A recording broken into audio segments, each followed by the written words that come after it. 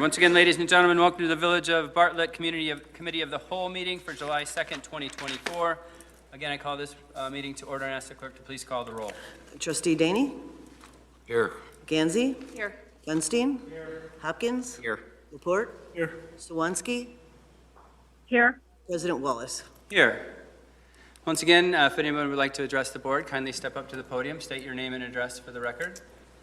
Ms. Billingsley, would you like to introduce yourself at least?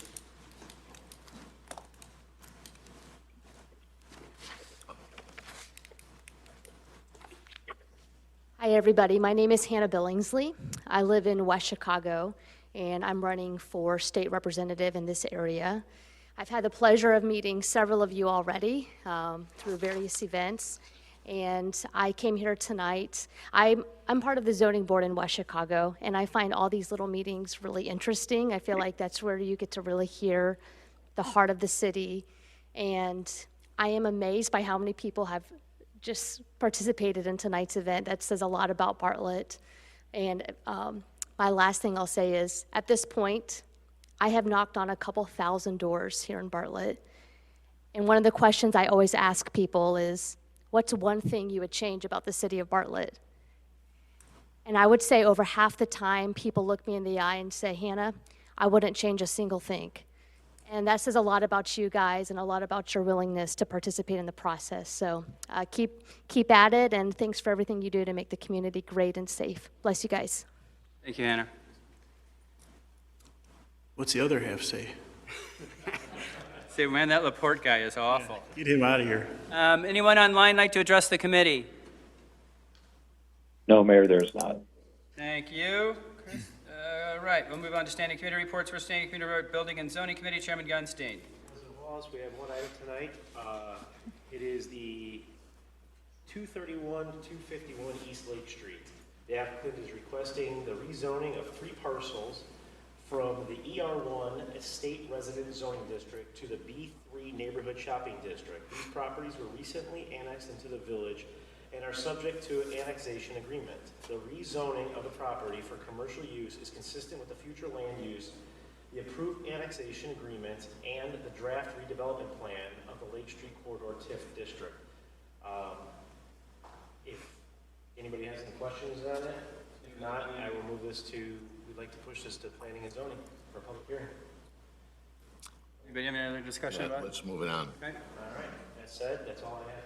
Thank you, Chairman GUNSTEEN. License and Ordinance Committee, Chairman Hopkins. Thank you, President Wallace. We have one item on our agenda, and that's the ordinance amending the Bartlett Municipal Code regarding noise limitations.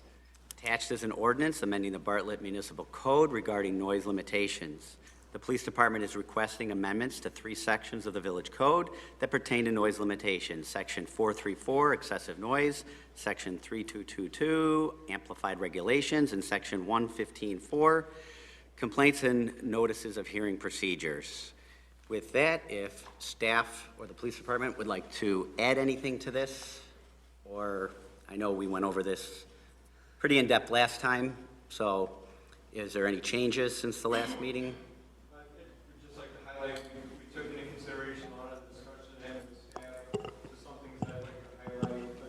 We took into consideration that in both sections 434 and 3222, that both have sections that state the subsection shall not be construed as requiring the village to cite a person or property owner for violations of this section if, in the discretion of the village determines that it is in the best interest of the public health, safety, and welfare to utilize other lawful means to be in compliance. So it's not a hard and fast. If it complains about a noise violation, they can say, I'm 150 feet away, I want a ticket issued. There is language in both subsections that allow that. Thank you. Is there any questions from the committee or comments? Well, one thing we talked about, there was a amplifier permit limitation added to 3 per year, is my understanding. I personally think maybe we should increase that because some people have more than 3 parties a year, maybe quarterly or 1 per month per residential neighbor house. I think that's a fair adjustment for that. And I know we spoke last time, and I think this has still been a contentious issue, lots of calls on it. Just having the restriction Monday through Thursday from 7 PM, or I'm sorry, from 10 PM to 7 AM versus during the daytime hours. I know that's come up numerous times, so I don't know how the rest of the board feels about that. Good with that. I'd be good with that. So can you clarify that? Well, I think we would be good with 10 PM Monday through Thursday to 7 AM. 11 PM on Friday and Saturday to 8 AM, is that correct? At 11 o'clock on Friday and Saturday. Okay, the only question is on Sunday. Sunday through Thursday, it should be, I felt like I could go at 7 AM, but I would do the same hour Sunday through Thursday. Isn't that what it's, You don't need an amplifier permit in those hours then? That was the conversation we were having, I'm just, like if you're listening to music, doing something outside, you don't need an amplifier. So the way it's drafted, you would need an amplifier permit during those hours if you were going to have that noise extend beyond 150 feet during the daytime hours. So if we want to eliminate that during the daytime hours, then you'd probably want to address that 150-foot restriction. I don't know how the rest of the board feels.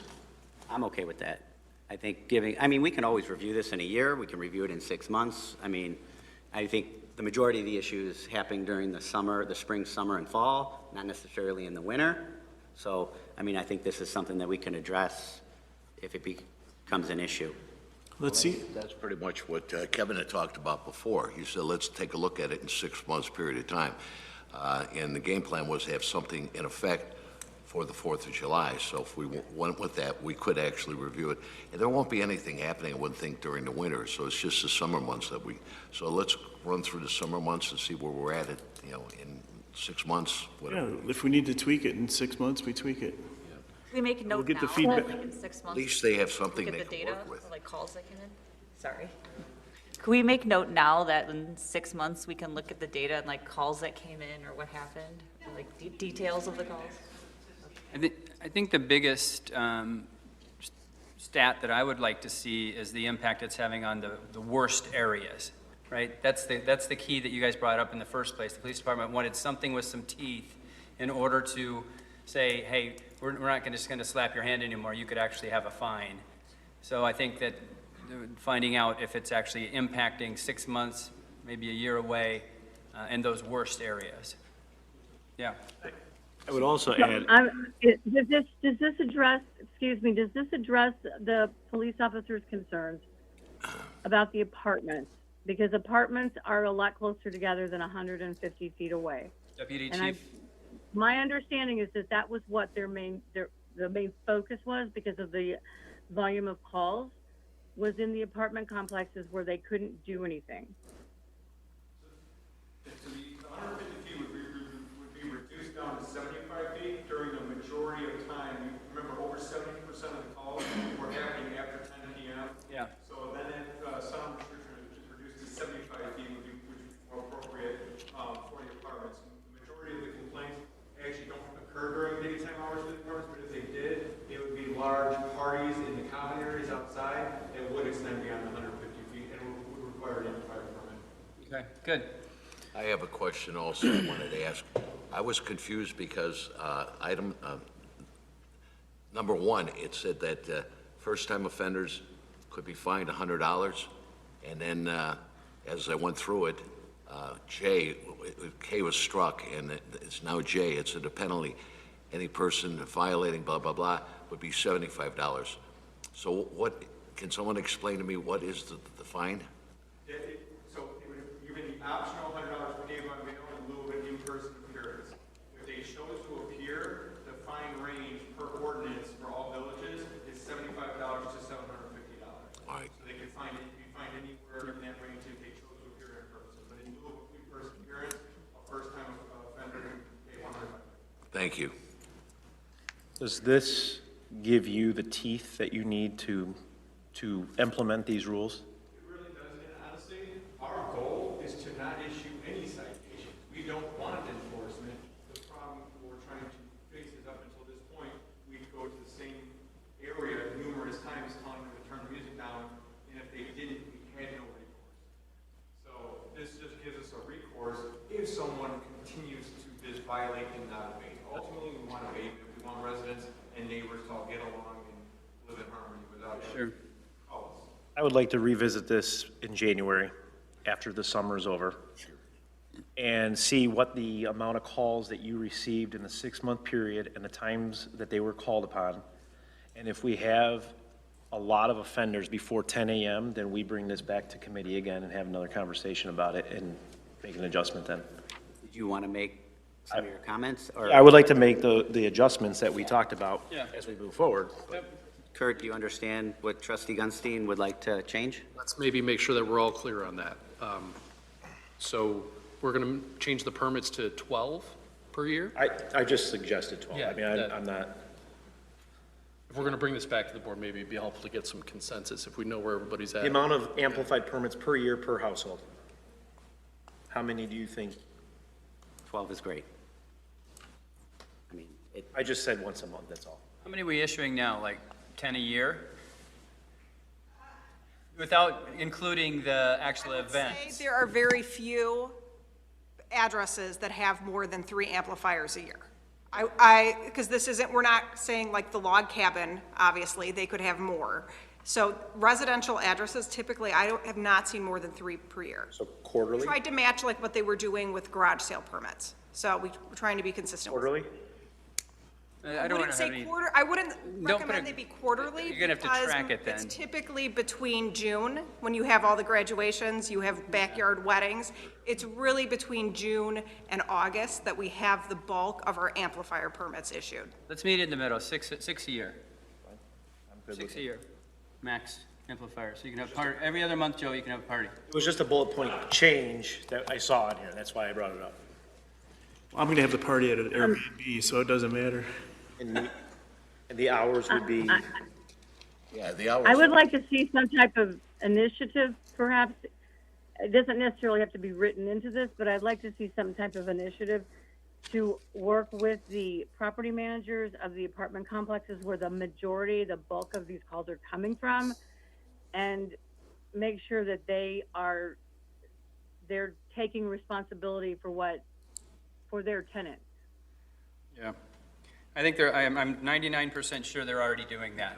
That's Yeah. another reason why we wanted to give the property management the ability to violate people's leases if they were in constant violation of the noise ordinance. Yep.